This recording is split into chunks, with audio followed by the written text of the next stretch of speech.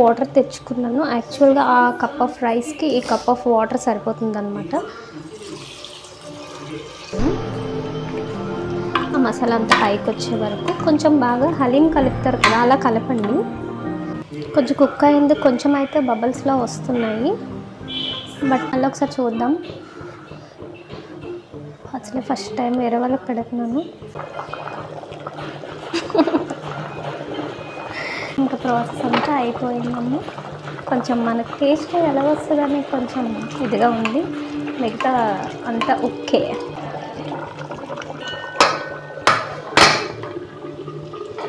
అయిపోయిందనమాట. ఇప్పుడు విజిల్ వస్తుంది. నేను ఇక్కడ నుంచి అయితే లెగిసిపోతాను, ఎందుకంటే చాలా సౌండ్ వచ్చేస్తుంది.